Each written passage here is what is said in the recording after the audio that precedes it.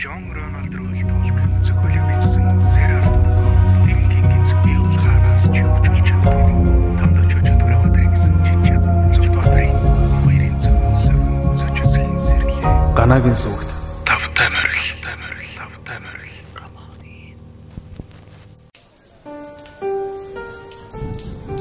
Sir Arthur Conan Doyle, Sherlock Holmes. Баскервиллийн удмыг хэлмэгдүүлсэн нохой. Ардын боловсролын яамны хэвлэл Улаанбаатар хот 1977 он. Орос хэлнээс орчуулсан С. Даштондов. Хэвлэлийн редактор Ц. Сандаг.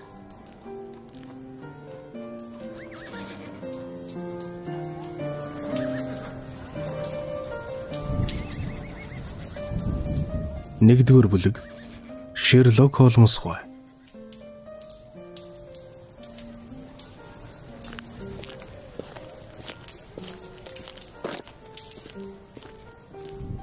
Sherlock Holmes хой шүнжин сууж ажил төрөл явуулаагүй үедээ сурсан заншлаараа өнөөдөр зэхийхэн босоод өглөөнийхөө цаг ууж суув. Би ханан зуухны өмнөх жижигхэн хэвсэн дээр зогсоод өчигдөр манайхаар ирээд явсан гийчний мартаж орхисон тоног чимэгтэй баядрын сайхан таягийг эргэлдүүлэн үзэж байв. Ийм зүйлсийг хөдлөршгүй баримт гэж нэрлэдэг билээ. Тоногны доохон талд хатсан эрхий дарам өргөн мөнгөн байц дээр ХМЗНГ Джеймс Мортимерт Чакасын найзуудаас чинь 1884 он гэж сэлсэн байв. Хуучин цагт нэр хүндтэй гэрийн эмч нар ийм баядрын гүжирмэг найдвартай төг сайхан таяг барьдаг байсан юм. За Ватсон, та наадхыхаа тухай юу гэж бодож байна гэж Холмс асуув. Холмс цаашаа хараад сууж байсан болохоор миний юу хийж байгааг мэдэхгүй л байгаа гэж бодож байсан учраас би миний юу хийж байгааг та яаж мэдчихв? Таныг ардаа нүдтэй байх гэж бодмоор юм гэв. Ардаа нүдгүн ч нүдгүйлтэй. Харин миний урд кофе цайны гялалцтал өнгөлсөн гүц тавиастай байна. Үннийг хэлэхэд Ватсонда манай дээрээ явсан гийчний таягийн тухай юу гэж хэлмээр байна. Та бид хоёр түүнийг ангай цугаад алдсан болохоор ямар хэрэгээр ирснийг ч мэдэхгүй байна. Нэгэнт мордхай хазгаа болсон болохоор санамсруу болцсон энэ бэлгийг гойд анхаарч үзэх хэрэгтэй юм шүү. Та энэ таягийг нэггүй наривчилж үзээд эзнийхэн дүрийг босгоод өрхөж би сайхан сонсъё гэж Холмс хэлэхэд би хэрээрээ найз нөхрийнхөө арга барилыг дуур яхийг оролдож. Энэ доктор Мортимер гэгч бол ажил нь өөдрөг яваа дунд зэргийн насны эмч хүн байх. Бас найз нөхдөр нь ийм бэлэг өргөн барьсныг бодвол олонний хүндэтгэл хүлээсэн хүн юм. Зүйтэй, их сайн байна. Бас тэгэд Мортимер хөдөө нутгийн эмч хүн учраас тун их явган явдаг болов гэмээр. Яагаад тэр вүлээ? Угаас бузаа таяг байснаа ингэж илэгцнийг үзвэл хот газрын эмч хүний гарт байдаг гэж хэлэх арга алга. Зузаан төмөр тоногийг илэгцнийг бодоход доктор Мортимер мөн ч олон мод газрыг явган туулсан байна да. Та тун зүйтэй удаж байна. Энд Чекасын найзуудаас ч нэгсэн бичиг байна. Чэл гэдэг нь клуб гэж байгаа. Тэгэхдээ гişүүдт нь ач тус олж байсны учраас энэ бяцхан билийг ямар нэгэн анчтын клубээс өрсөн болов. Холмс сандал дээрээ тэрийн суугаад тамхи ассан. Ватсон та чи өөрөөсөө давж гарсан байна. Та ердийнхөөсөө элэгсэг дотнд байдлаар миний өчүүхэн авьяа зүтгэлийг дурдж бичихтэй өөрийнхөө чадвар бололцоог дандаа дарсан байдаг. Та бол өөрөө гэгэн туяа цацруулагч нь биш байлаа ч гэсэн тийм гэгэн туяаг дамжуулагч нь магадман. Гой тодорсон авьяасаар эс гайхууллаач гэсэн бусад хүмүүсийн билгийг оргилуулах чадaltaй хүн алийг дэргэхв. Эрхэм найз минь би таны ачийг насан туршдаа мартахгүй гэж ярив.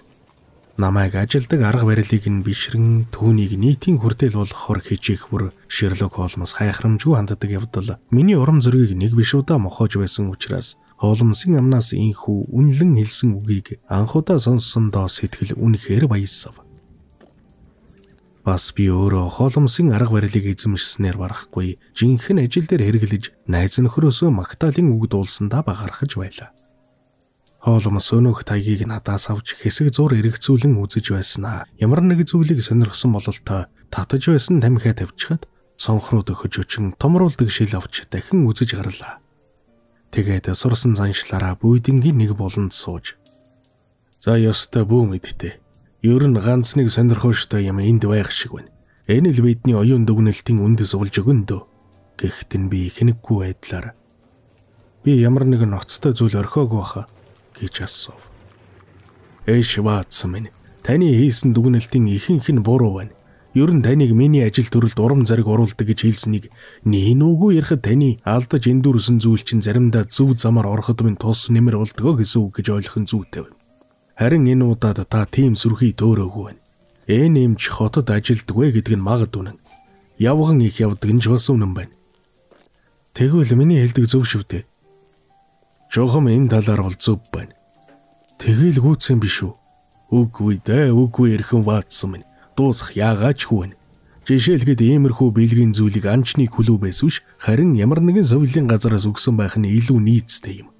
Тэгвэл совилийн газрын үүдэнд ЧК гэсэн гарын үсэг байна гэвэл Charing Cross-ийн нэр болов гэж аянда бодогдмор үсттэй. Тийм ч байж болох юм. Тал талаас бодоод ирэхлээр ингэж л тайлбарламар байна. Хоёулаа миний энэ саналыг ажил төрлийн таамнал болгож явбал нөгөө танихгүй хүнийг олж тогтооход хэрэглэгдэх өөр хэд хэдэн зүйлийг мэдэж болох байна. За тэг. ЧК гэсэн нь Charing Cross-ын совилэл гэж байгаа болог. Үүнийг ашиглаад өөр ямар дүгнэлт хийж болох вэ? Таны санаанд өөр юм орохгүй байна уу? Миний хэрэгэлдэг аргыг та бэлхнэ мэдэн дээ. Түүнийг хэрэглээд үзээч. Хөдөө тосгон суухаас өмнө Лондонд ажиллаж байжээ гэсэн дүгнэлт магад гарна. Бас жаахан ахаад үзүүл яах вэ? Юуны учир энэ хүнд бэлэг барих болов гэдэг талаас нь үзье. Анд найз нар нь ойр дотн байдгийнхаа тэмдэг болгож бүгдээр хамтран чухам хэзээ энэ таягийг бэлгэлсэн байж болох вэ? Доктор Мортимер совилийн газраас гарч ховын журмаар ажилдаг эмч болохоор шийдэхтэр нь л барьсан болов. Энэ бол бэлгийн зүйлээ гэдгийг бид мэдэж байгаа. Мортимер совилийн газраас халагдаад хөдөө гарсан болог. Чухам түүнийг халагдаад явхад л энэ бэлгийг барьсан байхаа гэд үзчихвэл арай дэндүү барин 50 дүгнэлт болчих болов. Энэ ч өрн магадгүй юм. Цаашилбал Мортимер доктор тэр совилийн газар зөвлөх хэмжээний тоонд багтаж чадаагүй биз. Яагаад тэрв? Энэ бол Лондонд сайн дадлага суусан эмчид олддог ажил. Тийм эмч хүн хотоос гарахгүй шахав үсттэй. Тэгэхээр тэр хүн чухам юу хийдэг байсан байж болох вэ? Үнэхээр тэнд ажиллаж байсан үнэн мөртлөө орон тооны зөвлөгч эмч биш байсан бол совилийн газрын дэргэд амьдран суудаг эмнэлгийн дадлага хийж байгаа хүнээс арай дэхнэр кураторын бяцхан үүрэг гүйцэтгэдэг байсан болж таарна. Энэ таяг дээр бичээстэй байгаа оныг үзвэл тэндээ салгадаад 5 жил болж. За Ватсон минь. Ингээд таны тодруулсан айлгэрээр явж эмчилгээ хийдэг ахмиг насны буйрлагыг эмчийн чин оронд 30 иргэм настай аязан гар сан нэр төр хөөцөлдөггүй баахан салан хангадуу байдалтай тэррээс арай том мастифас арай багхан болов гэмээр нохойтой түүнийг үнэн голоосоо хайрладаг хүн тодорч арах нь эндэ. Намайг үл итгэсэн янзаар инээхэд Шерлок Холмс диваны түшлэг налан сууж тамхиныхаа утаг жижигхэн цэгрэг болгон гаргасан нь агаарт далбилзэн хөвнө. Тэгээд би нохооны тухайд бол таны хэлснийг шалгах боломж даан шалга. Харин тэр хүний нас ажил төрлийн холбогдолтой зарим зүйлийг олж үзэцгээе дээ гэж хэлээд бяцхан төвөр дээрээс ангаа ухааны лавлах бичиг авч хэрэгтэй нэрийг оллоо. Лавлах бичигт Мортимер гэсэн нэр нилээд хэд байгаагийн дотроос манайхаар ирсэн гээжнийг тэр дорхноо олж холбогдох зүйлийг чанга дуугаар инхүү уншив. Мортимер Джеймс 1882 оноос хойш хааны мэс заслын нийгэмлэгийн гишүүн. Devonshire-ийн хошуу Grimpen, Dartmoor. 1282-оос 1284 онуудад Charing Cross-ын совилийн газарт куратор элдв өвчний атавист үзэгдэл хэмээн үзэж болох уу гэдэг бүтээлээрээ харьцангуй эмгэг судлалын талаар Jackson-ы шагнал хүртсэн Шведийн эмгэг судлалын нийгэмлэгийн гишүүн. Атавизмын гажиг үзэгдлүүд Lancet 1882 бид дэгжиж байна уу? Сэтгэл судлалын мэдээ 1883 оны 3 дугаар сар зэрэг өгүүлбэрийг зохиогч Grimpen Torsley Хайбер үзрэг отгийн хөдөөгийн эмч. Холмс учир тайхан инэв хийлэн. За Ватсон, анчтын клубын тухай ганц ч үг алга. Харин таны нарийн ажиглаж хэлсэнчлэн үнэхээр хөдөөгийн эмч байна. Миний оюун дүгнэлт зөв болж. Би Мортимерийг тодруулж хэлэхдээ ая зангаар сан нэр төр хөөцөлдөггүй баахан салан хайнгадуу хүн гэж хэлсэн санагдаж байна.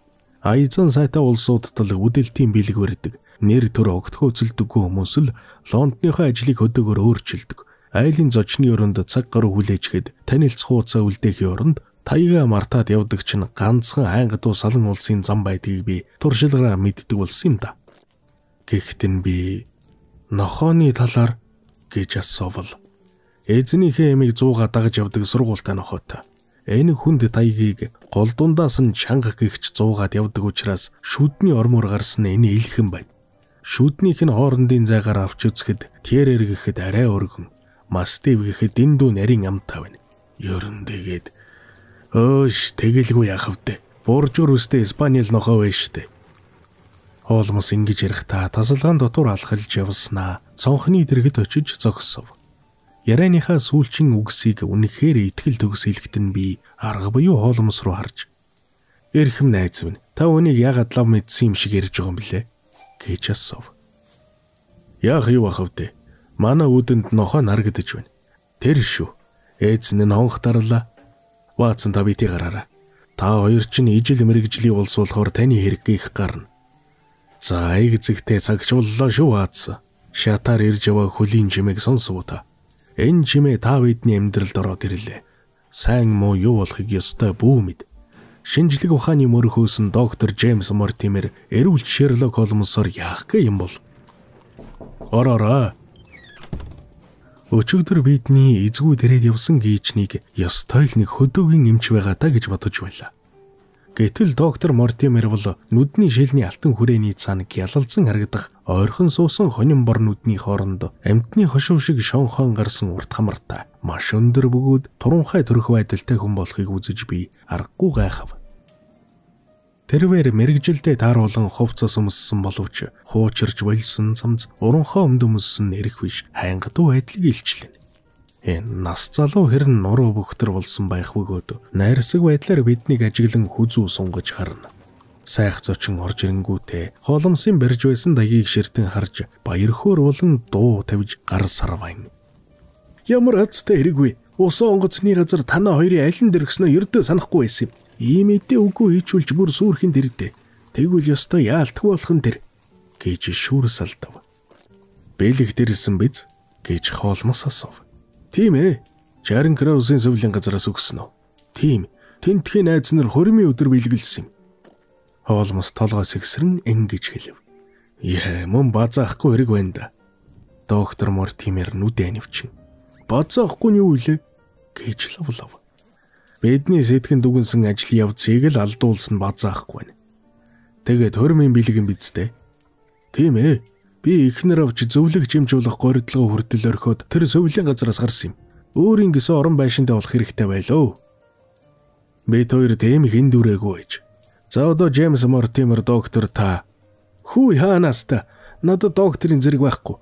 Ердөө л хааны мэс заслын нийгэмлэгийн гишүүн төдий л хүн. Бодвол шинжлэх ухааны сэтгэлгээтэй хүн бидтэй. Холмос хөө.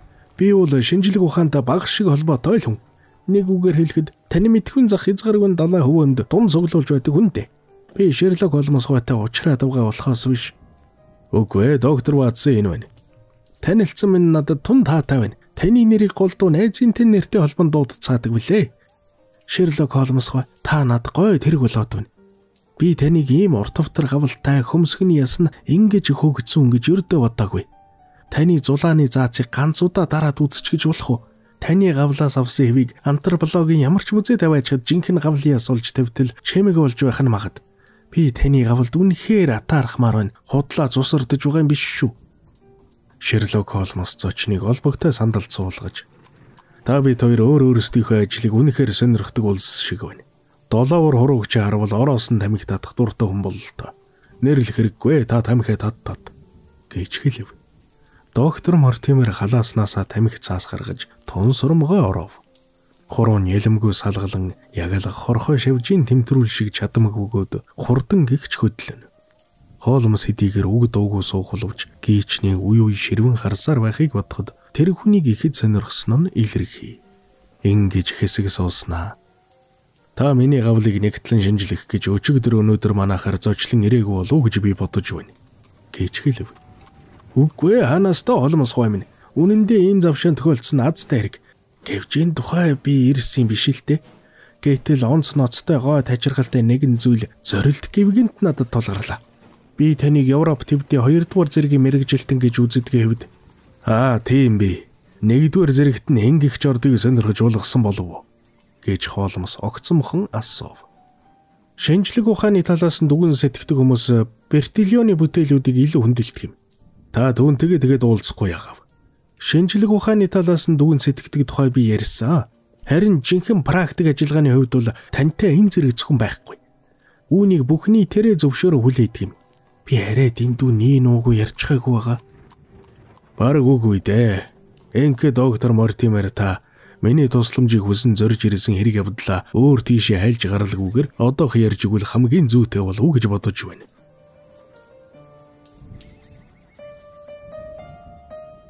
Хоёрдугаар бүлэг Баскервилл удмынхны гай барцад.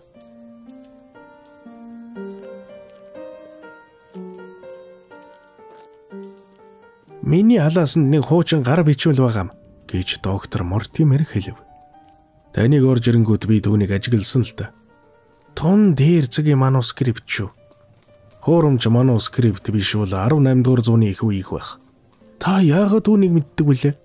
Таны надтай ярилцахад энэ бичгийн чин сэжүр 3 хуруу гэртээ цохож байсан юм. Бичиг баримт гарсан оны 10-20 жилээс хэтрэхгүй алдаатайгаар тодорхойлж чадахгүй ямар мэрэгжилтэн байх вэ? Энэ асуудлын талаар миний бичсэн бяцхан бүтээлийг та уншсан байж ч магад.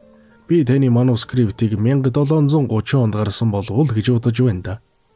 Нарийн хэлбэл 1742 оных гэдэг доктор Мортимер цамцныхаа хажуу халааснаас нөгөө гар бичмэл номоо гаргаж 3 сарын өмнө гівгэн тэмгэнэлтэйгээр насварж бүхэл Девоншир нутгийг донслогсон талигач Чарльз Баскервилл үе удам дамжиж ирсэн энэ бичгийг нандинж надад хадгалуулсан юм. Би өөрөө Чарльзгийн эмчтүүдийг би дотны анд найз нь байсан юм л та.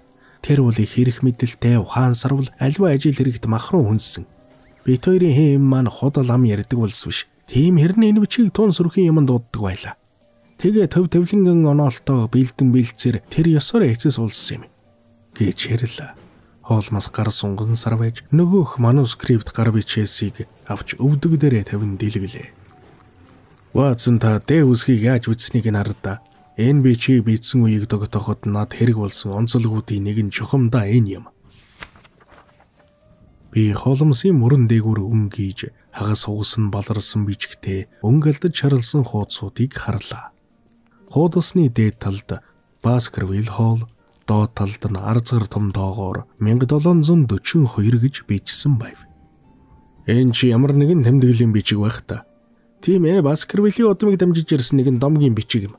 Би таныг нэлээд ажил төрлийн холбогдолтой бас хугацаагаараа ч одоо үетэй ирэх биш хавцуу асуудлын талаар надтай зөвлөж ярилцахаар ирсэн гэж ойлгож байгаа юмсан. Ёстой тунчиг яаралтай юм шүү. Хойш тавьж ердөө ч болохгүй. Ердөө ганц хоногийн дотор шийдэх учиртай зүйл л дээ. Энэ гар бичмэл тун жаахан. Тэгээд уул хэрэг явдалд шууд учир холбогдолтой юм. Та бүхэнд уншаад өгчихье гэж бодож байна. Холмс олбогтой сандлын төвшлэг налан хов тавиланд бүрэн автсан дүр үзүүлэн гараа салавчилж нүдээ тасанин суулаа. Доктор Мортимер гэгэрүү иргэн эрт урдын цагийн ийм нэгэн сонирхолтой намтрыг хахир өндөр дуугаар бидэнд уншиж өглөө. Баскервиллийн нохой гэж байсан тухай олон янзын гэрч нотолгой байх бөгөөд Хьюго Баскервиллийн удмын жинхэнэ хойч үе болохынхоо хувьд аав минь төрсөн эцгээсээ сонсож надад ирсэн түүхийг магадгүй гэдэг талавтай итгэж үүнийгээ бичиж үлдэхэр зорин шийдэв. Бурхан дээдэс минь та биднийг хийсэн нүглийн хэрээр нь залхаан цэрлүүлэх хэдий боловч бас тэрхүү хэлэнцээ илбэрэлт нинжин сэтгэлээрээ бидэн дийлэн чадахын сацуу эргэл мөргөл үнэн сэтгэлийн гэмшлэр намжлан үл дийлдэх тийм хүнд хүчээр нүгэл хэлэнц гэдгийг ач үрсмэн санаж яваарай. Иймийн учир өнгөрсөн үеийн аимшигт юмсыг үрд мартаж манай удмынхан цаглашгүй гамшигт учруулсан булай хар хүчийг дураар нь тавьж дахин амнасаа бүрлгүүлэхгүй байхын учир ирээдүйн хойч үедээ хэлэн зүйлтгийг төвчих тун. Их босолгын үед Баскервилл хэмээх энэхүү эдлэн газрын эзэн нь мөн удам овгийн Хьюго гэгч байсан бөгөөд түүнийг нэр төрөө алдсан догшин хэрцгий авиртай буруу номтон хэмээн нэрлэж чухамхүү болох билээ. Манай энэ хязгаар нутагт амьд бурхан заяаж байгаагүй нээлт тул айл хөршүүдийн улсууд аюулт тэр хүний амьдын хар нүглийг өршин өнгөрүүлж болох хэдий байсан боловч Хэд даврсан хэрцгий ширүүн үйлдэлд явснаас шунхай цантай түүний нэр нь бүхэл Девон нутгийнхны хар хил аманд оршчихсан билээ. Тэр гайхал Хьюго Баскервилlen эдлэнгийн ойролцоо газартаа нэгэн фермийн эзний өхөнд хайр сэтгэлтэй болжээ. Тийм амтны булаа тачаалыг сэтгэл гэх ийм ариун үгээр нэрлэж болдгоо юм бол сэтгэлтэй гэх нь зөв болов. Гэвч даруй төлөв зантай цэвэр журмын тэр бүсгүй түүний нэрийг ч сонсгоос айж аль болохоор хөндийхэн явдаг байж. Хьюго Баскервилл тэр өхний аав ах нар нь эзгүй байгааг хийдүүлэн өөрийнхөө улсуудын дотроос хамгийн зоримог улаандаа тулсан 6 хүн дагуулan нууцаар ирж хүүхнийг хулгайлан аваачжээ. Баскервилл хоолдоо хурж ирээд олзлон авчирсан бүсгүйг дээд давхрын нэгэн тасалгаанд дүгжиж орхиод үлэг заншлаараа хамсаатнуудтайгаа нийлээд архитаж гарч. Таних мэдх улсын Иранаас үзэхэд Хьюго Баскервилл нь хөлчүүрэн халсан үедээ урхан шүтэнийг зүгсэн булаа хараалаар хиламаа бузарлаад үнсэн жандар болгон төнлөгмөр авиралдаг байсан тухай доо давхраас чигтэлцсэн орилолдон дуу дуулах болон аимшигт хараал зүйлийг сонссон хөөрхий бүсгүй арайл ухаан алдчихсангүй байж.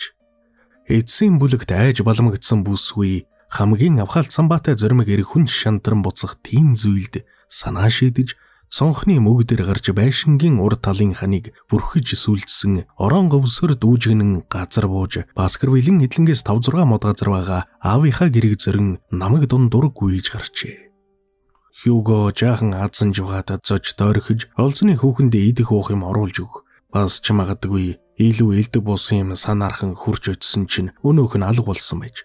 Тэгээд Хьюго чөтгөр шүгүүлсэн мэт зугаа цэнгэлийнхээ өрөөнд харайлган орж ирээд ширээн дээр үсрэн гарч хамаг тавг савыг буужгнуулан яйлж оргосон хүүхнийг барьж эзэгнэхийн тулд ам бие шуламсын гарт өгөхөөс ч буцахгүй гэж андгайлав. Түүний оргилон буцалсан уур хилэнг гайхан хүлээсэн цаадуулынхан дотроос хамгийн өрөвдөх сэтгэлгүй буюу өөрөөр хэлбэл хамгийн их согцсон нэг хүн мөрөөр нь баахан нохоо тавья гэж хашгирчээ. Хьюго ингэж хэлхийг сонсон гут гүйн гарч миний хар хэргүүг эмэл гэж тушаан хүүхний унгаж хийсэн альчуурыг олон нохойд үнэртүүлээд сарны гэрэл тунарсан намаг дундуур шуугилдан боорлого нохтын хойноос довтолгон одлоо. Нийлж яригдсан цаадуулан хэсэг зураг хөлийн зөксөж байснаа хүл өмэн дэгдсэний учрыг сая ухаарах чам болж хөхөрт намгийн талбуун нутагт ямар хар хэрэг болох гэж байгааг дарсанд мансуурсан ухаанаараа ойлгоцгоожээ. Тэгээд зарим нь морим мал, зарим нь гарабуу, зарим нь бас нэг аягаар их гэдэл буужгнаж өгөв. Ингээд сая сэхэ авсан 13 нэр мориндоо мордож мөшгөн хөөгчдтэй нийлцгээлээ. Эцгийн гэрэг зорьсон хүүхэн энүүгээр явах учиртай гэсэн баримжаагаар нэгэгнээ улан довтлоход сарны гэрэл нь тодарахгүй байв. Тэдгээр морднууд 4-5 мод газар давгсны хойно нэг малчинтай уулзаж хөөцөлдөн яваа улс харагдав гэж асуужээ. Цочин балмагцсан тэр хүн анхандаа ам нээж чадахгүй байснаа хөөрхийн нэгэн бүсгүйн хойноос олон ноход хөөж явааг харсан гэжээ. Би өөр нэг аюултай юм харлаа. Хар хэрэг унсан Хьюго Баскервилл миний дэрэгдүр довтолгон гарахад араас нь нэг нохой хөөж яваа харагдав. Тийм аюултай юмт намайг хизээ нэгэн цагт мөрдөн хөөхөөс бурхан минь авраасаа хэмээн өчжээ. Согтуу баячуул сайхан малчныг хараал зүглээр болж өрхөөд цаашаа давхин одлоо. Төдхөн морин төвөргөн сонсогдож хөөс сагуулсан хар хэрн жолоо золбороо жирсээр унсан эзэнгүй давхин өнгөрөхөд нөгөөдүүлэн ар нуруу хүйд даагаад явчихлаа. Эмх замбраагүй нэрэг анчнаар хидийгээр айн твдсэн ч гэсэн намгийн гүн тийш төгсөөр байх боловч тэдний хэнэнч ганцаар яваасан бол баяртай буцаад зүгтгсан билээ. Алгуурхан урагшилсаар ногтын бараа харлаа. Цэвэр удам угсаа догшин зуумхаагаараа нэрд гарсан өнөөх ноход гүнзгий жалгын хөвөнд шахацалдан гунигтай гасалцгааж зарим нь сэмхэн ийш тийш гүйлдэж зарим нь үсээ сэрвийлгэн босгож нүдэ бүлтэл зүлэн урдаа байгаа ан завсрал үг зүтгэцгээж байлаа. Мордох хуйг бодвол эрх биш согтуун гарсан өнөөх улс зогслоо. Тэдний ихэнх нь ураг шахиж зориглохгүй байхад хамгийн согтуу буюу зөрөгтэй 3 хүн намгийн гүн тийш морины амыг эргүүлвэл эрт балар цагт босгосон 2 чулуун овоо бүхий өргөн нуг харагдав. Ийм чулуун овоонууд одоо ч гэсэн энтхийн намагт дайралддаг юм. Тэнхээ тамираа барж айн сандарсандаа амсулцсан хөөрхий өхөн гол нугын дунд хөсөр хөвдг нь сарны сарвал гэрэлд тодоос тод харагдана. Гэвч амсгаа хураасан хүүхэн түүний дэргэд хөсөр хөвдөх Хьюго Баскервиллийн хүүрийг хараад өнөөх 3 зэрэгтний толгойн ус арцас хийсэн биш байж. Тийм биш. Үхэх тавилантай төрсөн хэн гойдч үзэгдэж харагдаагүй нохоо шиг мөртлөө. Нохооноос бүдүү мангас хэмээр нэгэн том хар зүсний араатан Хьюго Баскервиллийн дэргэд зогсож байж. Энэ аюул тамангас харсаар байтал Хьюго Баскервиллийн хоолой багал зургийг сэглэн хивж цус нүж булган амаа нааш хандуулан харахтан галвадарсан хоёр нүд гялалзан харагджээ. Үнхэлцгийн агартал айсан өнөө гурав ордуу хадуулан байдаг хурдаараа намаг дундур зүгтааж гарлаа. Тэр гурвын нэг нь үдсэн харсан юмдаа балмагдан сэхэ авч чадалгүй тэр шөндөө далийгаажуулж нөгөө хоёр нь насан туршдаа өөдөлсөнгүй явсаар өнгөрсөн юм а гэж амтэн улс ярилцдаг юм. Тэр цагаас авахуулаад манай овгуудамд өчнөөн гай гамшиг тарьсан тэр нохооны тухай домог эндээ хүүхдүүд минь. Нууц битүү дутуу дулмиг мэгодвол чихээр сонсон зүйл бид бүхний зовон шаналгах нь арай бага болов гэж гордсондоо үүнийг бичсэн юмдаг. Манай удмынхан дотор нууц битүү гинтийн аимшигт үглээр өгсөн хүн зөндөө байдгийг үгүйсхийн хэрэг юу вэ? Бурхны номд заасанчлан атаач өтөөнд давтах тавилантай удмын 3-4-р үеэс хожуу төрсөн энгийн номхон бид бүгдийг нэгүүлсэн айлдах хосгүй нинжин ивэлт эрхэм дээдэс минь соёрхон тэтгэх болтугай. Өр хүүхэд та нарыг өөдгөө муу юм дагнан эзэмдэж байдаг шөнийн цагт намайг тийш бүү гарч угаарай гэж ёсыг үлдэн захимжлая. Хьюго Баскервилл би хүү Рожер Джон хоёртой зориулан бичиж энэ бүхнийг эгч Элизабетаас нууж явахыг тушаав.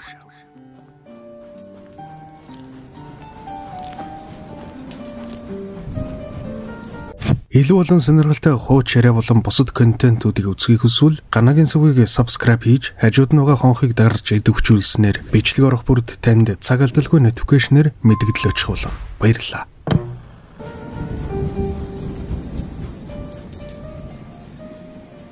Доктор Мортимер Юрбишин энэ зүйлээ уншиж дуусаад харааныхаа шилийг сөхөн тогтоож Шерлок Холмсгүй ширтэн харав. Холмс тамхиныхаа ишийг галд хаяж өвшөөлгөн сууснаа. Тэгээд юу гэж хэмээн асуув. Та үүнийг сонирхолгүй зүйл гэж бодож байна уу? Үлгэр сонсох дуртай хүнд бол сонин юм байна.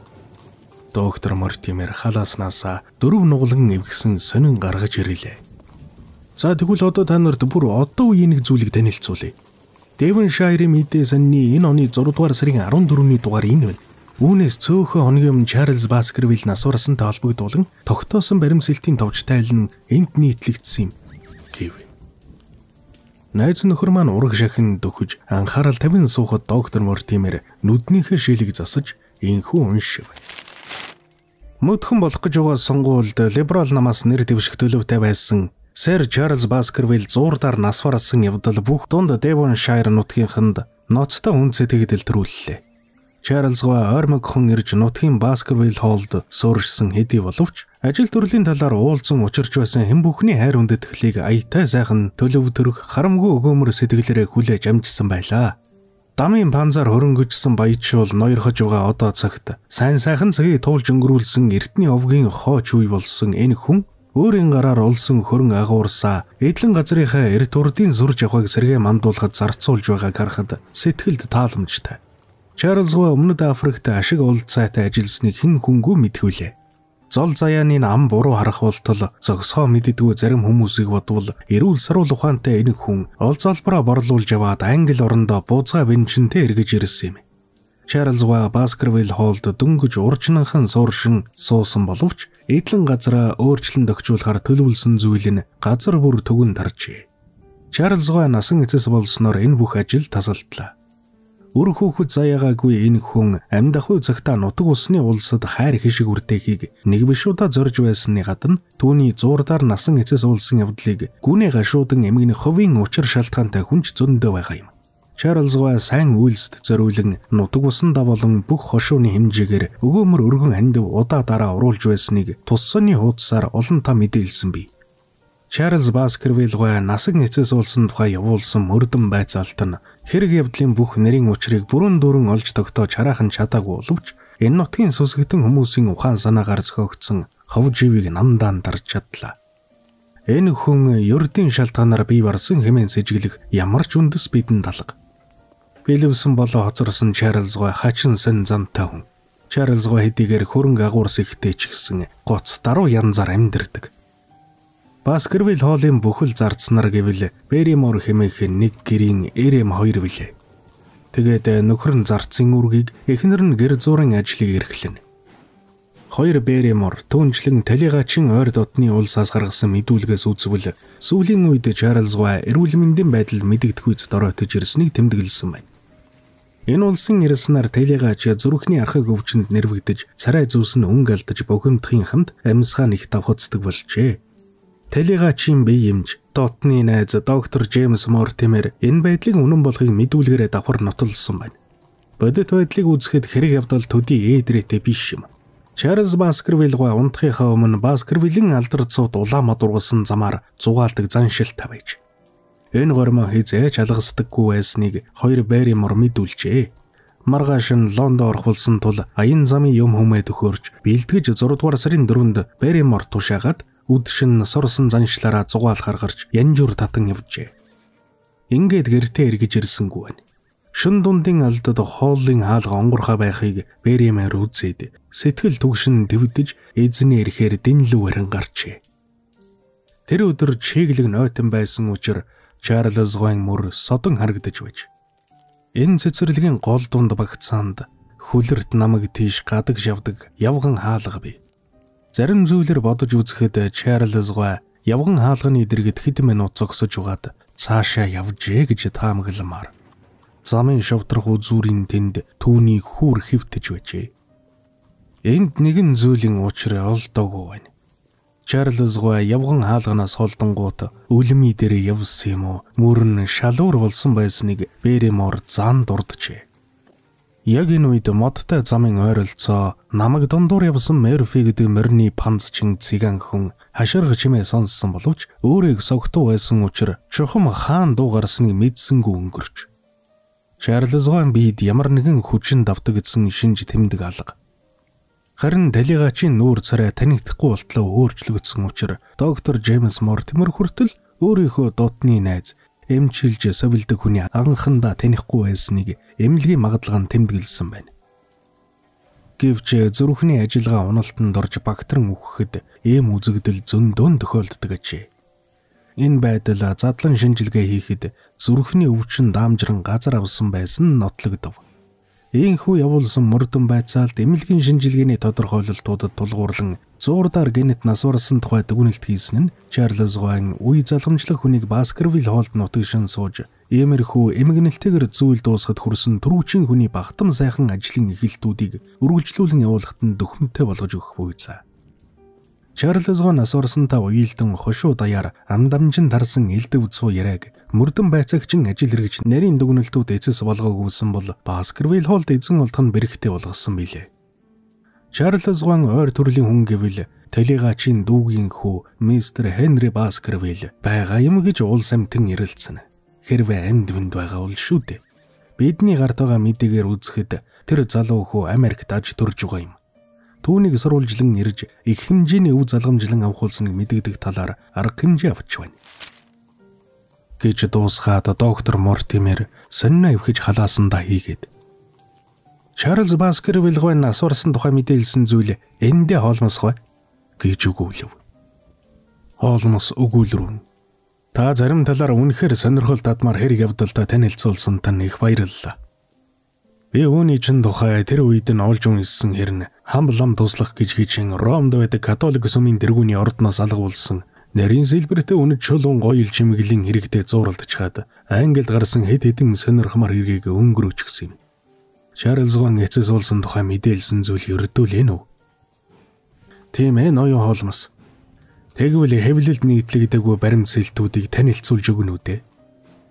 Гэж хэлээд Холмос олбог цандлын төшлөг налан гараа салавчилж үнэн шудраг шүүгч намбар туглан суув. Би энэ тухай нэг ч хүнд яриагүй юм шүү гэд доктор Мортимер ихэд сэтгэл хөдлөсөн байдлаар яриагаа эхлэн. Би өөрөө эрдэм мэдлэгийн мөр хөөсөн хүн болохоор сүсэг бишрлэр төрж үүссэн цуу яриаг дэвэргэж байх нь нийцгүй учраас мөрдөн байцаалтанд хэд хэдийн тухай дараад өнгөрсөн юм.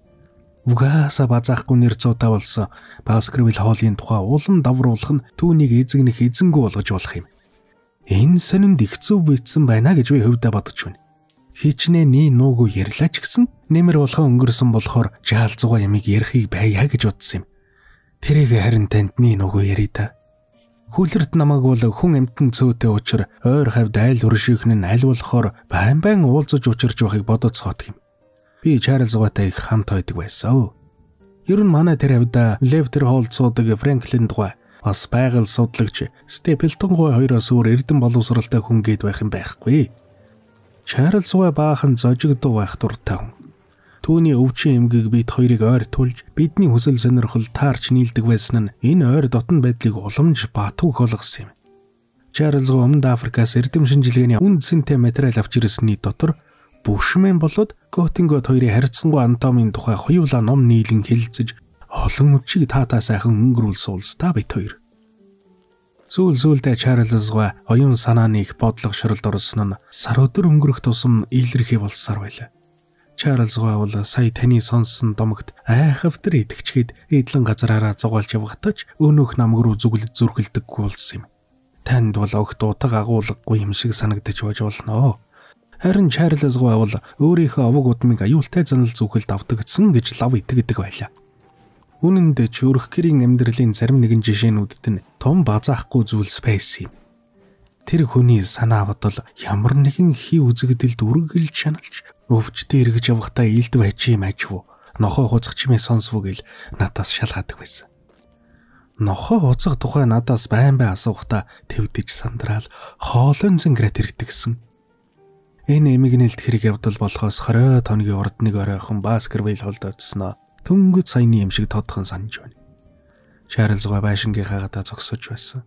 Би тэрэгнээс буугаад очиж явахдаа Чарльзгаа балмагдан айсан шинжээр миний мөрөн дээгүр давуулан тэртээ алс руу ширтэн байсныг санамсаргүй ажиллаа л та. Тэр дурн эргээ тарсан чинь цэцэрлэгийн шавдрах үзүүрт бүдүүн хар дугуйл шиг амтан бөртөл зөөд далдуурхыг хальт харж амжсан юм та. Чарльз Баскервилл гой дэх бөхөмдөж айсан байхлаар нь өнөө хамтаа харагдсан газарт очиж үзсэн чинь ур сурггүй алгуулсан байлаа. Энэ хэрэг явдал найзыг маань хайхавтар болиосон доо. Би тэднийд бүхэл оройг өнгөрөөсөн. Тэгтэл сэтгэл төгшиж зовдөг учир явдлаа надад ярьж хэлэхээр шийдээд хатгалж явахаарай гэж өгсөн энэ гар бичмлийг уртал болгож танилцуулъя гэсэн юм. Тэр үедээ найз нөхрийн маань сэтгэлийг зовоох ямар ч учир холбогдолгүй шал тэмий зүйл шиг санагдаж байсан төдийл чухал биш энэ тохиолдол маань хойд өдөр нүүрлэн ирсэн эмгэнэлтэй явдлын үеэр нэг л янзын учир холбогдолтой болгосон болохоор би энэ тухайд орсон ярьлаа. Чарльзгаа миний зөвлөж хэлсэн ясаар Лонд явахаар боллоо. Түүний зүрх нь болсны хажуугаар ганц ч ямар заяа үзэхгүй болтлоо хайж шаналдаг болчихсон нь уламж доор оруулсан юм да. Хий санаагаар л тэгж айгаад байна гэж би боддог байсан. Хот орон газрын амьдрал хэдэн сар байвал Чарльзгаа сэтгэл зэрэгж эвэрүүлхэн болцоход ирнэ гэж би бодсон юм л та. Бид бүхний адилхан найзын хувьд Чарльз эрүүл мэндийг их л халамжилж байсан Степлтон Жос тэгж бодож байсан. Ингээд л эцсийн бүлэгт энэ аюулт гай зовлоо учирсан юм да. Харанхуй шүн Чарльзгаа биеийг олсон Зарц Берримор тэр дорн адуучин Перкинсийг манаа руу морьтой тавхиулж би бас юм хүм хийгээ шүндэл ултал сууж байсан болохоор тэр дорхноо их удахтал цагийн дараа Баскервилл холд хурж очсон. Мөрдөн байцаалтаар дурдгдсан бүх баримцэлтийг нэгднэггүй шалгаж хооронд нь харьцуулж үзсэн. Би талигаа чи мөрийг дагаж хоёр талаараа мод ургасан замыг шувт яваад Чарльзгаа дэрэгдэн зогсож байсан явгаа хаалганд тулж үнэхээр мөрн өөр улсныг ажиглаж Берриморийнхоос өөр хүний мөр алгаа гэдгийг магадлаад намайг иртэл амтан огт хавтайгүй хүүрийг нэгтлэн шинжилж үзсэн. Чарльзгаа гараа тэлж шороо базаад төрүүлгээ хараад унчихсан. Нүүр царай нь хачин өөр болж тань идэхийн аргагүй болсон байлаа. Гэмтэж бэрцсэн зүйл огт байгаагүй. Мөрдөн байцаалтын үед Берримор талигачин ойр хавьд нэг ч мөр байгаагүй гэж хэлсэн худлаа юм шүү. Үнэн дээр тэр ажиглаагүй. Харин би бол ажигласан. Чарльзгаа хажууханд цоо шинхэн гарсан тод наргагүй. Мөр байсан уу? Мөр байсан. Эр хүний хүү, эм хүний мөр үү?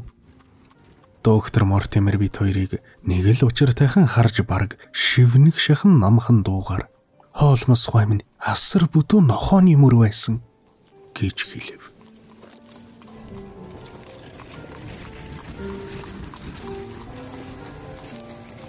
3 дугаар бүлэг тулгарсан зорилго.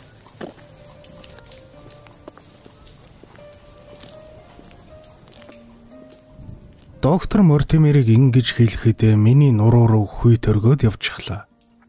Түүний хоолой жижигрэн байхыг үзэхэд ярьж байгаа зүйлдээ сэтгэл ихэд бачимдсан бололтой. Хоолмос урагш зүтгэн бүхэс хийж харцсан сэргээд ирлээ. Энэ болоо чухам хэрэг дурлаж эхлэхийн үнэн тэмдэг буюу. Мөрийг нь та өөрөө харсан уу? Яг одоо таныг харж байгаа шиг л харсан. Тэгээд энэ тухай юу ч хэлдэггүй даанч явда. Хилээд яана гэж танаас өөр нэгч хүн хараагүй юу? Тийм. Мөр талига чин биеэс 30-аад алхам газарт байсан. Улс юмтай анхаараагүй өнгөрсөн баг. Өнөх домог санаанд ороогүй бол би ч гэсэн ажиглахгүй байсан баг. Тэр намагт хотож нохоо олон бий байх та. Зөндөө гэвч миний ажигласан мөр бол хотож нохооны мөр биш юм шүү. Том мөр байсан гинэ. Мангар том мөрөө. Чарльз Гон би дөртөж очоогүй байсан уу? Очоогүй байсан. Ямар шүү өдөр байсан бilé? Хүйтэн сэрүүн чигтэй өдөр байсан. Бороо ороогүй мó? Ороогүй. Модтой годом гэдэг чинь ямар янзын юм байгаа вүлээ. $2 ногоон ханан хэрэмшиг зээлгэн шиг ургасан өвгөө уламттай. Дундуур алд дэлэм хэрийн өргөн замтай.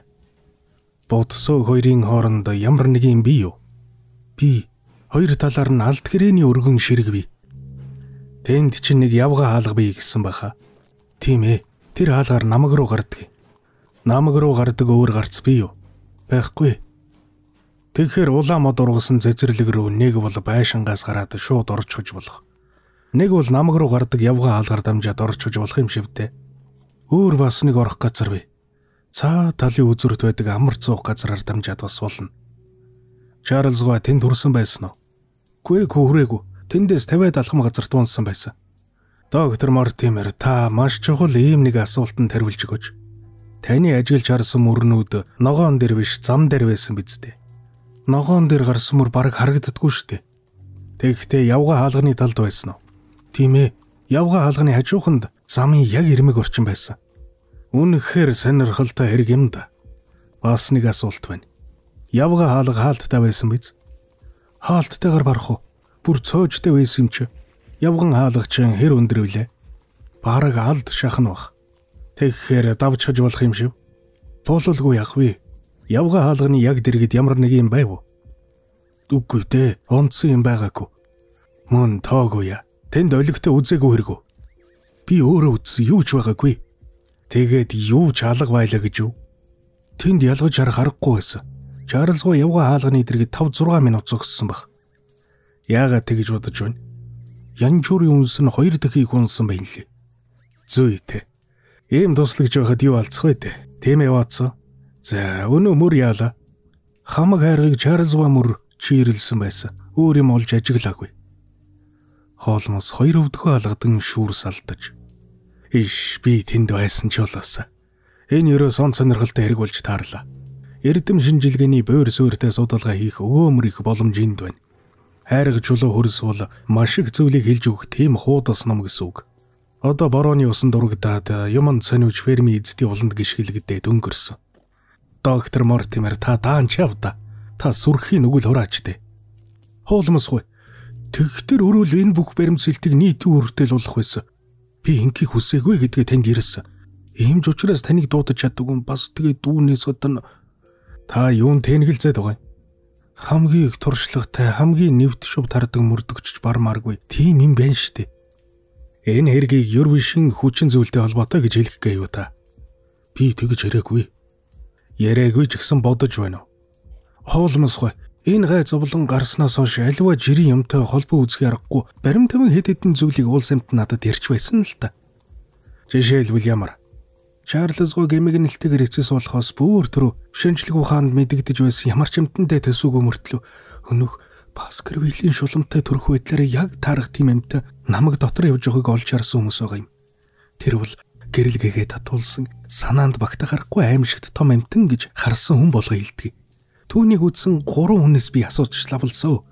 Эд бол юмд сүрхий хянуур нямба зантай манай айлын хүн. Эндхийн төмрийн дархан нэг нь ферми эзэн. Ийм 3 хүн. Тэд аюулд тэр юмны тухай дурсахдаа өнөөх домогт гарч байгаа нохойны тухай бараг үг давтан ярьцгаах юм. Хоолмос хоймын та итгэж тэ. Манай дүүрэг даяар хамаг амтай айж сандраад Йонаас ч боцомгүй зоригтой хүн л биш бол шөнийн цагт намаг руу зүглэж зүрхлэхгүй болчиход байна шүү. Шинжлэх ухааны мөр хөөсөн та бол ер бишээ үзэгдэл гэж итгэсэн эргүү. Юунд итгэхээч мэдэхгүй болоод явж байна. Шерлок 70 мөрөө хавчс хийн. Миний мөрдөх ажил төрөл өнөөгийн өдрийг хүртэл энэ ертөнцийн хязгаар дотор эргэлдэж байсан. Би ялимгүй бололцоо хүч чадлынхаа ирээр булаа муу болгоны эсрэг тэмцдэг хүн. Харин альва муу юмсын бүх анхдагч их сурвалжтай тэмцэнэ гэвэл хэтэрхий хөөрсөн болно баг. Ингээд хайрга хөрсөн дээр гарсан мөр бол ёстой бодит зүйлээ гэдгийг та үүсэхгүй байгаа үсттэй. Домогт гардаг нохоо маань хүний хоолой багалзуур хөвчгдөг байхад гэлээч гисэн цаанаа л нэг чөтгөр шүглсэн шинжтэй. Доктор Мортимер, та ч бүр мистикийн талд эргэлтгүй орж гсэн байна уу да? Тэгэхээр та ийм үзэл баримталж байгаа юм бол надаар яах гэсэн билээ? Чарльз гоо эцэс уулсан үеийн хэрэг явдлыг судлаад ямар ч ашиггүй гэх мөртлөө энэ ажлыг гардаж хийгээч гэж намайг гүйдгийн учир юу вэ? Би танаас тэгж гоогаагүй шүү дээ. Тэгвэл би танд ямар хэрэгтэй болж байна? Таны зөвлөгөө хэрэгтэй байна. Одоо ингээд Ватерлоо гал тэрэгний зогсоол дээр гээд доктор Мортимер цагаа харж яг 1 цаг 15 минут болоод ирэх гэж байгаа сэр Хенри Баскервиллийг би яах вэ? Үүнийг л хэлжэл гэв. Тэр чинь нөгөө хөрөнгө өвлөх хүн үү? Мөн Чарльз гоо бий барсны дараа сурвалжид тэр хүн Канадад хувийн аж ахуйгаа эрхлэн суудыг мэдэж авсан юм. Амьтны эрхийг үзүүл ёстой л сайхан тарах залуу гинлээ. Одоо би үнийг Чарльз гоо хөрөнгийг эзэнд нь олж өвлүүлэх талаар итгэмжлэгц үүний хувьд ярьж байгаа юм шүү. Өв залгамжлах учиртай өөр хүн бий юу? Байхгүй. Өөр садан төрлийн ганц хүн байгаа. Хөөхөрхий Чарльз гоо дүү Рожер Баскервилл. Түүний тухай ганц нэг юмыг дуулж мэдлээ. Угаасаа ах トゥ гуруулаа юм. Тэр Хенрийн эцэг болох дундхан залуу тав гэсэн. Хамгийн бага Рожер нь ёстой нэг өөдгөө новш байсан гин. Тэгээ ер нь Баскервиллийн зэрлэг арын шнийг шингээсэн өнөх гайхал Хьюго Баскервиллийн өрх гэрийн зурагтай усны тусал шиг адилхан гэж байгаа. Рожер Англи улсад багтад сууж чадсангүй. Төв Америкт зүгтэн очиод бөгж угаад 1876 онд халдвар томоо өвчнөр өгсөн гинлээ. Хенри бол Баскервиллийн удмын сүүлчийн хүн. Одоо 1 цаг 5 минутын дараа Ватерлоо гал тэрэгний зогсоол дээр очиж түүнийг өгтөж авах ёстой. Өнөөдөр өглөөгөр Саутгемптон дэрнэ гэж надад цаглаа утас ирүүлсэн. Би тэр хүнийг яах вэ? Хоолмос гой та үүнийг л хэлжэл. Шууд яваад удмын эдлэн газартаа хүрээд очивол яасан юм? Тийм ээ, хэн ч гэсэн тэгж удмаар байгаа юм. Гэхдээ тэн дамдраа сууж байсан Баскервилл хүүхднүүд цөмөөрөө эмгэнэлтэйгэр нас барсан штэ. Хэрвээ Чарльз гой би барахын өмнө надтай ааж ууж ярих хэв таарсансан бол аль эрд цагийн энэ овгийн эцсийн ганц хүнийг тэр өөдгөө газарт хүргэж аваачхыг хориглох байсан биз. Гэтэл нөгөө талаар бодвол сэр Хенри эдлэн газартаа суух уугүй юу гэдгээс ядарч дороотож болж муудсан манай дүүргийн өөдөлждэг гэж хэвдэл хамаарах учиртайг үгүйсгэж усуулахгүй. Баскервилл хоол өөрийн гэсэн эзэнгүү зэв хэрдэг юм бол Чарльз гон сэдсэн хамаг сайхан эхлэлтүүд талаар өнгөрөхөд хүрнэ. Нутаг орны талаар тавьж байгаа хувийн сонирхол маань хэтэрчгүй гэж болгоомжилсонд таны зөвлөгөө хүсэж яваам нэмдэ. Холмос бодол хийлэн хэсэг сууснаа. Хоёрхан үгээр хэлэхэд хэрэг явдал ийм болоод байна. Далдын муу хүчний хорлол байгаа учраас Дартмурт Баскервилл овогтон суухад осолтой гэж бодоод байгаа юм шиг дээ, тийм үү? Гэв. Юу ч гэсэн зарим нэг зүйлийг үзвэл тэгж болгоомжлох үндэс байгаа юм. За тийм байж. Далдын хар хүчний тухай таны номлол лавтай тэр залууг ганц Девоншир төдийгүй Лондонд ч гэсэн хөнөөж болох шүү дээ. Тийм жаахан газрыг эзгэндэг шулмас байж таарахгүй. Тэр хүч чи ямар нэгэн отхийн газрын гишүүнтэй адилгүй шүү дээ. Хоолмос хой минь та энэ бүхэнтэй өөрөө улаа холцдуулгарсан бол ингэж хойшгонохгүй байхсан. Таны бодлоор бол тэр залуу Девоншир Лондон хоёрын алинд байх нь ялгаагүй биз дээ. Гото 50 минут болоод ирэх нь би яах вэ? Би ингэ зөвлөх байна. Та одоо хөлсөний дэргэд дуудаж ирүүлээд энд хаалга мааж ядгаа Спанел нохоогоо дагуулад Хенри Баскервиллийг өгтөн авахар гал тэрэгний зогсоол руу яв. Тэгээд үү? Намайг цаашид ажиллах төлөвлөгөөгөө боловсруулж бодож дуустал нөгөө хүндээ юу ч ярилгүй хүлээж вэ? Та хэдийн хугацаанд бодож боловсруулах уу? 1 хоногийн дотор. Та маргааш өглөөний 10 цагт сэр Хенри Баскервиллийг дагуулад манайхаар ирвэл сайн байна. Тэр үнтэй танилцъя л да. Тэгээ хоолмосгүй. Доктор Мортимер уулзах өдөр цагийг цаасан дээр тэмдэглэж яван нударган даашургуулж яарч сандчин эргэн тойрон харсаар бушуухан гарах гэхэд хоолмос хойноос нь дуудан. Доктор Мортимер, нэг асуулт байна. Үүнээс урдаж хэсэн өнөөх амьтан чинь намайг дунд үзэгддэг байсан гэлөө. Тэгсээ энэ тухай 3 хүн ярьсан. Чарльзгүйг өнгөрснөөс хойш үзэгдэхэ болсон уу? Мэдгүй юм да. Юм л дуулаагүй. Их баярлаа, баяртай. Холмос диваны нэг буланд туглан сууж сэтгэл хангалуунаар инээмсэглэв.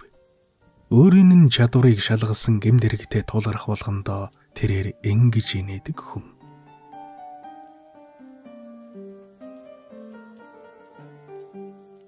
Ватсан та явлаа юу? Танд тус нэмэр болох юмгүй бол яммаар байна уу? Үгүй дээ найз минь. Чухам ажилд гардан орох болохоор таны тусалцааг хүснэ. Үүнийхээр сонирхол татсан хэрэг байна. Тун олон талаараа даанч юр биш ингэж.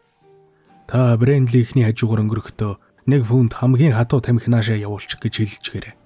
Орой болтол ирэхгүй байхыг хичээгээрэй. Тэгээд өнөөдөр өглөө бидэнд учирсан энэ гайхам сонин хэрэг явдлын тухай сансан бодсноо тантай дур таяа хуваалцсан.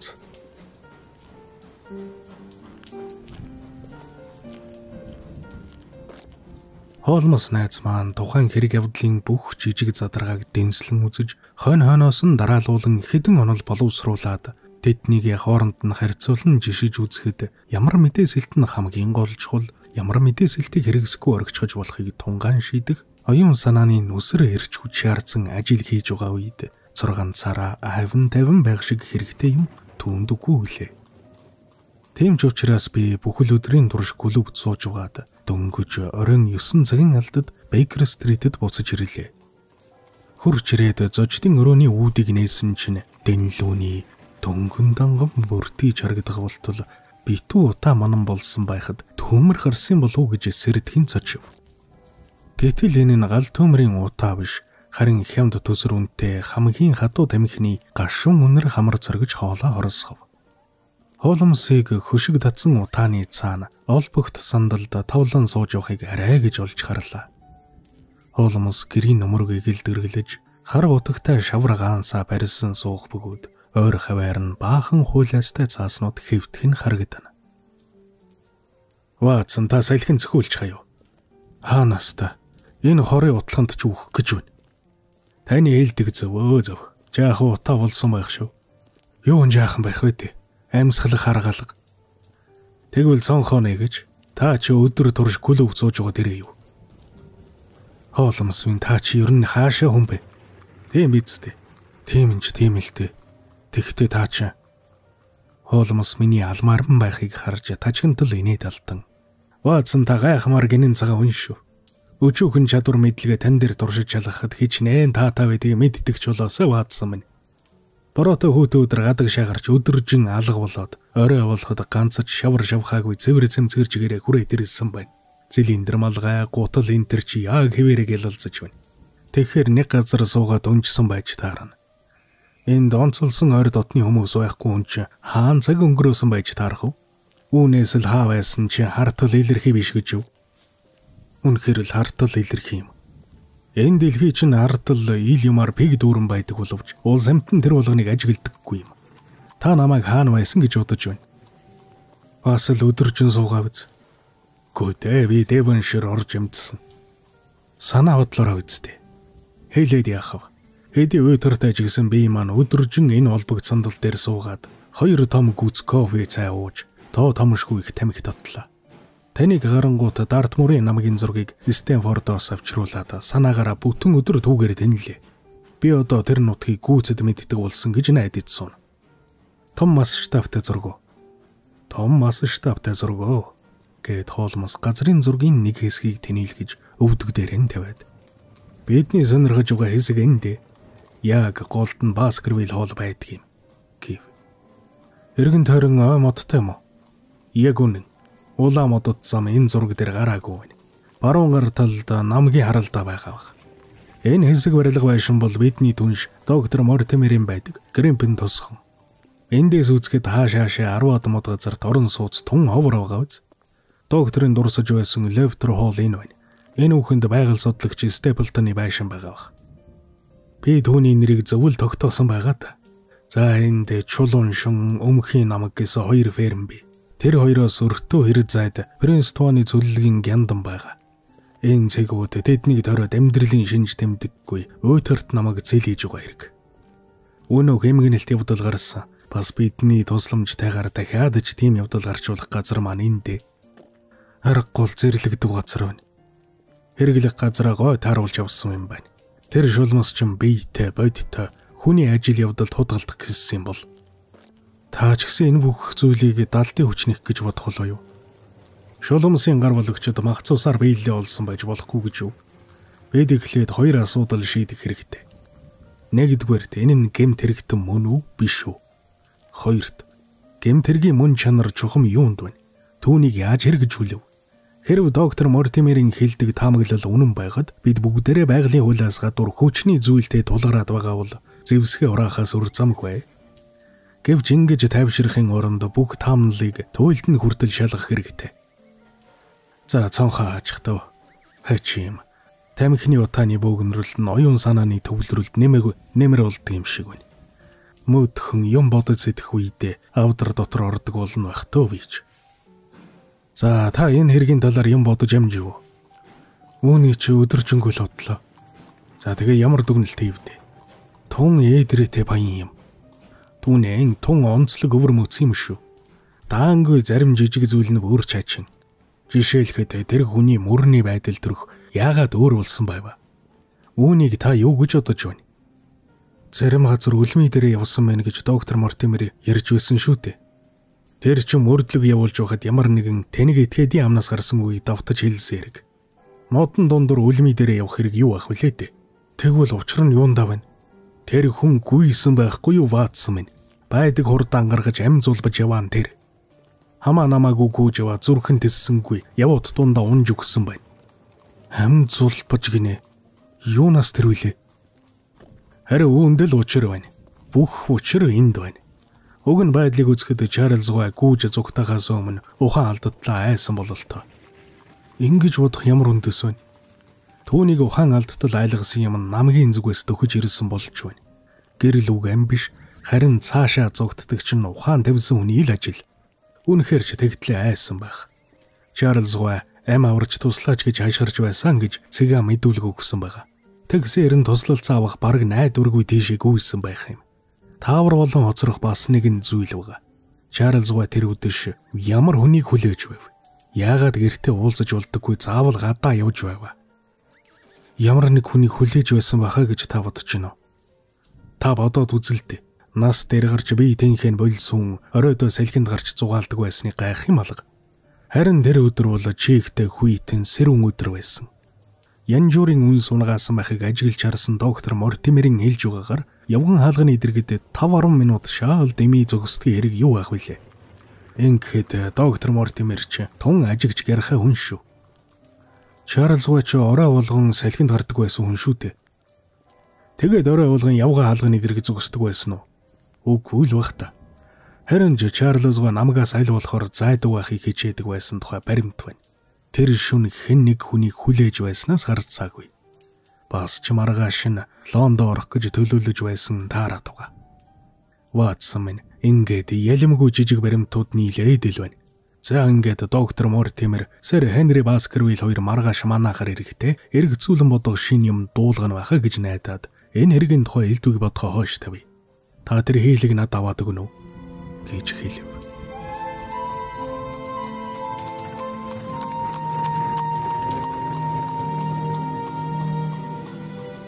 Сэр Артур Конан Дойлын зохиол Шерлок Холмсын адал явдал инхүү үргэлжилж байна. Баскервиллийн удмынхныг хэлмэгдүүлсэн нохой зохиол нь нийт 6 цаг орчим урттай сонсдог ном болох юм. Зохиол нэг хэсгийг цаг орчмын урттайгаар оруулж өгөх болохоор 6 хэсэг болж орох бах. 7 хоногийн лавг ням гаригуудад оруулаад явна гэж төлөвлөж байгаа. Чадвал бүр ойр ойрхон оруулаад явна. Ингээд зохиолынхоо дараагийн хэсгийг ганагийн сувгаар лавг гарагт хүлээ авч сонссорой. Миний оруулж буй бичлэгүүдийг цаг алдалгүй, алгасалгүй үзхийг хүсвэл subscribe дарж, хажууд нь байгаа хонхыг дарж идэвхжүүлээрэй.